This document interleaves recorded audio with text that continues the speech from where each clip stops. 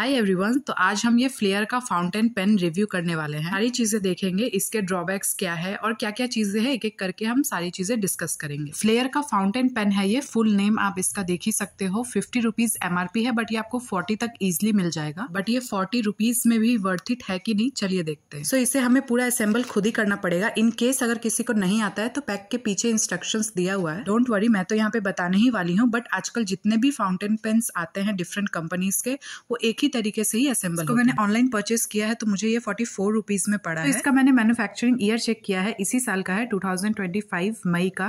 क्योंकि आजकल मेरे साथ बहुत अजीब अजीब चीजें हो रही हैं। जितने भी मैं पेन्स वगैरह मंगा रही हूँ उनका मैन्युफैक्चरिंग ईयर ही इतना पुराना है, 2022 का है, जिस वजह से उसके सारे रिफिल इंक सूख जा रहे हैं और वो चल नहीं रहा है। बट घर पे आने के बाद अगर आप क्विक डिलीवरी से मंगाते हो तो आप रिटर्न भी नहीं कर सकते। सो अनबॉक्सिंग हो चुकी है हमारी, तो हमें क्या क्या मिला है वो देख लेते हैं।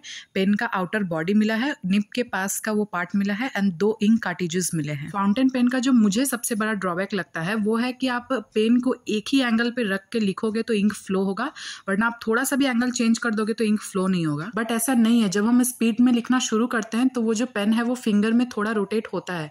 बट वो जैसे ही होगा तो वॉल पेन में कोई दिक्कत नहीं आता है, क्योंकि वॉल पेन में आप कहीं से भी लिखो वो हो जाता है। बट फाउंटेन पेन में आप थोड़ा सा भी उसका एंगल चेंज करोगे, इंक फ्लो ही नहीं होगा। अब इसको असेंबल कैसे करना है वो मैं आपको बताती हूँ। ये जो इंक कार्टिजेस है और वो जो निब का पार्ट है जिससे आप लिखोगे, उसके पीछे आपको डालना है, बट आपको प्रेशर लगा के डालना है।